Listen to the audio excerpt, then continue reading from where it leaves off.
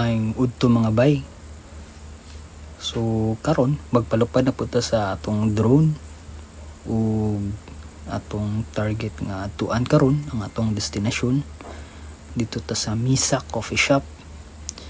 Dinhi ta nanukad sa Bataan Street o crossing Bataan Street, Aurora. Then dinhi i-take off ng atong drone. So hini na siya taas padung sa ato ang destinasyon, no? So ni backing sa ta dinhi kamay before ta musubay dito sa street o highway Aurora.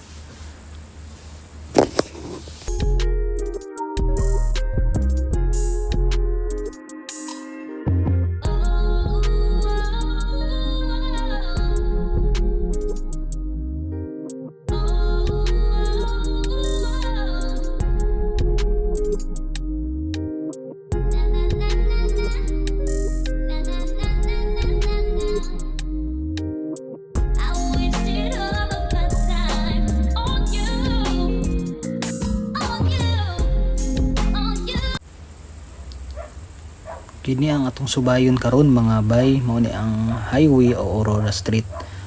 O diri ang dalan padulong dito sa coffee shop nga atong kuhaan og aerial shot.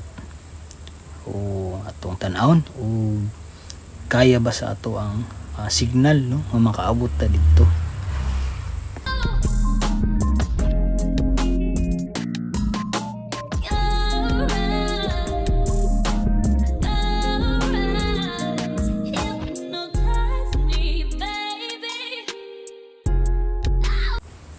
Dinhi dapita mga bay, duol na ta sa ato ang atuan, no?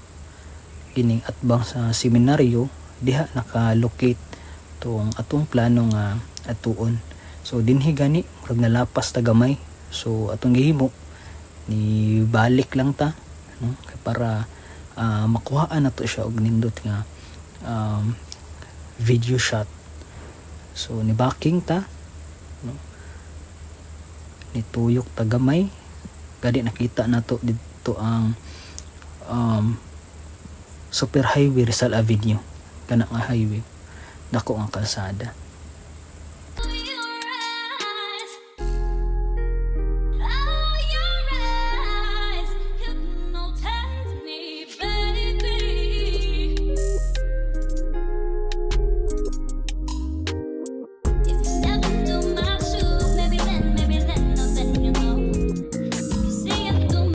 So diri murag na libog pa ko ug asa to siya dapitan, no, kay murag dalipat magud ko.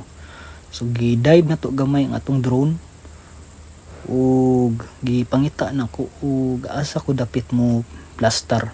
So diri ibabaw sa seminaryo dinhi ta nituyok aron makita na to atubangan sa Misa Coffee Shop.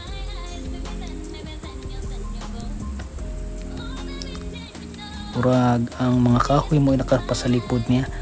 Dara siya mga bay, kinanay gate nga black nga naka-open nga naay dako nga kahoy. Mao day na ang ato ang atuan.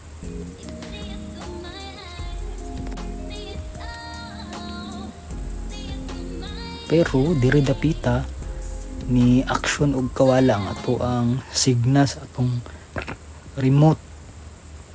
Mao ang ato ang drone nawala sa ato ang monitor ang iyang camera, no? Wala na ko yung makita dinhi nga part kay naputol gid ang signal dinhi. So ang drone kulbaan ko dinhi nga part kay ubos na kay siya. Naa na siya sa mga 20 plus meters.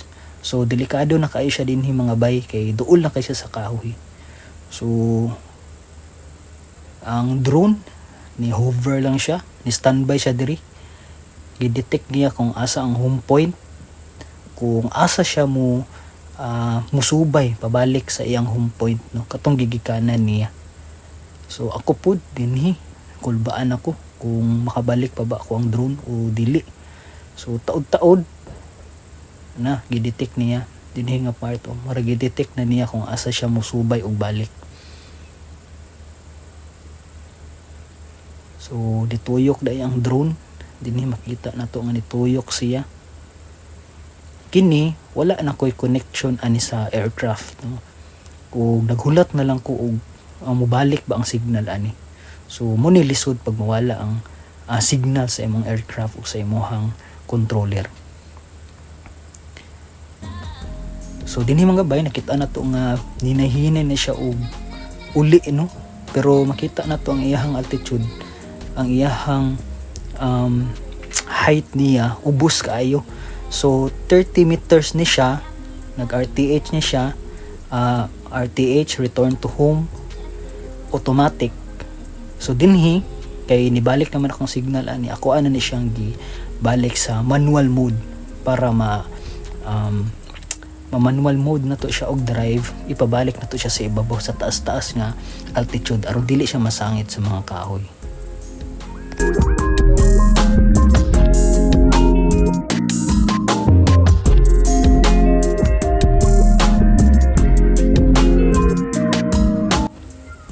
So diri lipay na kaayo tanong kay nabalik na ang control sa ato ang aircraft, no. Nakita na nako siya sa ko ang gagas monitor.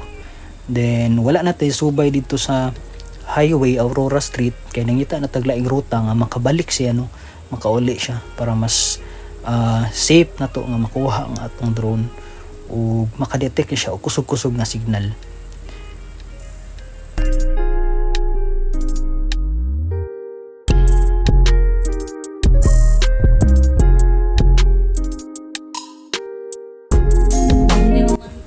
Diri nga bagay nakita na nato ang kalsada nga atong giparkingan ganina, ano, naata diha ilalom sa mangga. So to nang hinahinay og pa-dive ang ato ang drone dinhi.